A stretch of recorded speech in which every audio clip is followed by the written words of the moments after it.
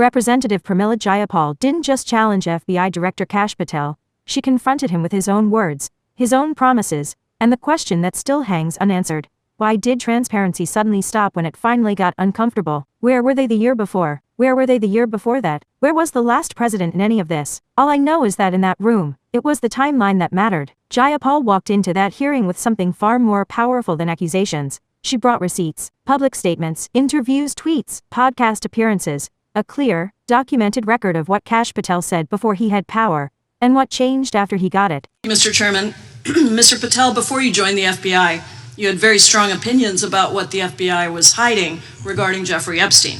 In a September 2023 interview with Glenn Beck, you said the Black Book is under the, quote, direct control of the director of the FBI.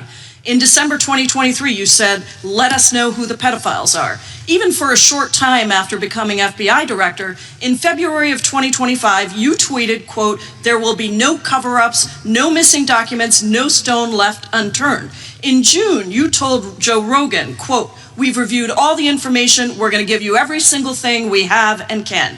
But then suddenly in July, everything changed. You and Attorney General Pam Bondi released one video and said that there was nothing more to see. Your July memo says you uncovered more than 300 gigabytes of data and physical evidence, but that you had decided no further disclosure would be appropriate or warranted. That is a quote. I think what happened, Mr. Patel, is that suddenly you discovered that Donald Trump's name was all over these files, and you started a giant cover-up. So you are under oath, Mr. Patel. You just testified to Mr. Swalwell that you did not speak to the president about the Epstein files. To your knowledge, did Attorney General Pam Bondi speak to the president about what was in the Epstein files? I can't speak for Attorney General Pam Bondi. So to your knowledge, you don't have any information. The question was, do you have any knowledge? Do you have any knowledge? I can't speak. You are refusing to answer the question. So let me tell you that the Wall Street Journal reported that in May, Bondi told Trump that he was in the Epstein files, and at the same meeting said that the DOJ did not plan to release the files. Yesterday, you testified to Senator Kennedy that there was, quote, no credible information that Epstein trafficked girls to anyone else, and that you have, quote, continuously and publicly asked the public to come forward with more information, and we'll look into it.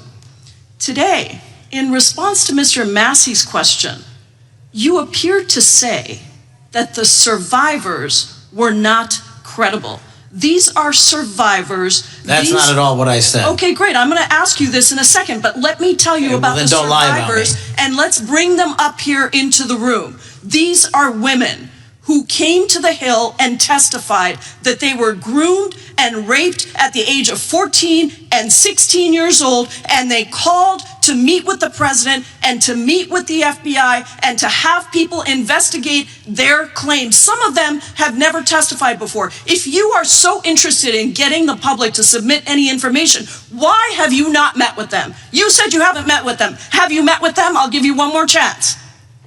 My job as the FBI director is to invite all investigative leads. Is the answer yes or no to whether or not you met with these women who were sexually abused and raped? Any insinuation by you or any people on your side that I am not manhunting child predators and sex traffickers, just look at the stats. And you talk about cover-ups, man. Mr. Chairman, you talk about cover-ups. And I will take as much time as Where were you during the Obama and Biden administrations when these so-called cover-ups were going on? Why didn't anyone in those administrations talk to any of these purported witnesses? I have welcomed every single person to provide credible information. Time belongs to the gentlelady from Washington. And I'm going to take another couple of minutes. When you accuse the witness of something, he's allowed to respond. That's how it works. Listen, he didn't even, excuse me, Mr. Chairman, you have always been fair. But this is not fair. No, this is my time, and he said that the witnesses were not credible. Seconds of time. I'm going to get an additional minute of time because that's how much time he took. You won't get a minute. You'll get some seconds. What we think is under 5 minutes. You don't get to demand how much time you get. That's not how it works. Mr. Patel, are the victims of the Jeffrey Epstein horrific trafficking ring, are they credible? Any person with information about ongoing sexual trafficking. I'm asking you if they're credible. Ma'am, I'm commenting on the evidence we have. We have routinely asked for people to come forward with more evidence, and we will look at it. And the evidence that we have was the same evidence that the Biden and Obama Justice Departments had. And they determined, not me, they determined that information was not credible. Chairman, he's not letting me even ask my questions. You ask the questions, he gives an answer. You may not like what he says, but that doesn't mean you get to interrupt him. He's not answering my question. Mr. Chairman, could we restore the gentlelady 45 seconds so she can We'll complete give her her question? additional 30 seconds, which is what I said I'm earlier. going to keep taking my time. Because no, you'll take the time that you get. You are not seconds. answering the question. The question is, I have. You just don't like the answer. Are these women credible? It's a yes or no answer. I have answered the question. Well, what is the answer? I'm telling you, I'm the only FBI director that has welcomed new information in this case. This administration is the only one that has welcomed any new information in this case. Is there a yes or no to present new credible information? Present new information. Are the victims credible or not? I'll tell you what happened in the last Trump administration. Are they credible or not? You can't even say. Victims credibly came forward, and you know what happened? President Trump authorized the indictments of Jeffrey Epstein. Not Biden, not Obama. President Trump no one else. called the entire thing a Democratic hoax. So I would like to ask the gentlelady's time has expired. I gave her the additional 45 seconds she requested. The gentlelady yields back. The gentleman from New Jersey is recognized for his 5 minutes. If you would meet with the women who were sexually abused and raped and groomed at the ages of 14 and 16 years old. Are you going to cover up? No, are you going to continue to cover up for the rich and powerful men, including those that might be on this committee? I can yell too, Mr. Chairman, but I don't want to yell above this. The time belongs to the gentleman from New Jersey. I appreciate the gentlelady yielding back. Are you going to allow them to testify, Mr. Patel? Go ahead. Will you allow them to testify to you, Mr. Patel? Mr. Patel, thank you for being here. I know it's been an interesting and difficult 2 days. And I wasn't going to talk about the Epstein thing because there's a lot of other issues that affect the FBI. But I have to say a few words. I've sat here, I've listened to this, I've watched it.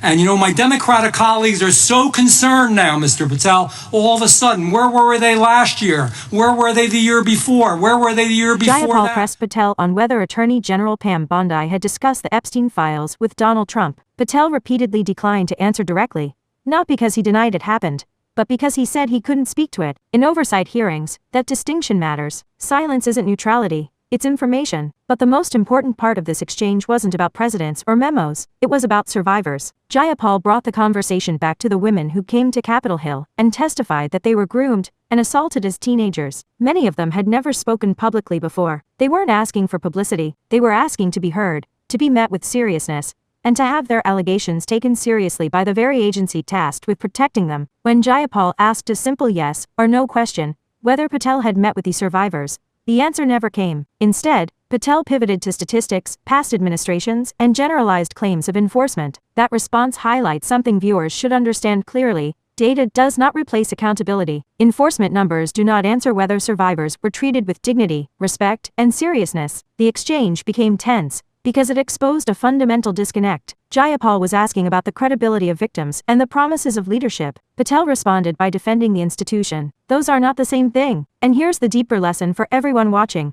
Oversight hearings are not trials. No one was being convicted in that room. But oversight exists to surface contradictions, to clarify shifts in position, and to demand explanations when public trust is strained. When an official once demanded full transparency, and later argues that disclosure must stop, the burden is on leadership to explain why, not with deflection, not with history lessons, but with clarity. This moment resonated because it captured a broader fear many Americans share, that accountability applies only until it threatens power, that survivors are welcomed rhetorically, but sidelined procedurally, and that institutions meant to protect the vulnerable sometimes close ranks instead. That's why this exchange matters, not because of who yelled louder, but because it revealed how fragile trust becomes when promises dissolve under pressure. If you want analysis that slows these moments down, connects the dots, and centers the people who are too often talked over, subscribe, and stay engaged. Accountability doesn't happen in silence. It happens when people refuse to let contradictions slide.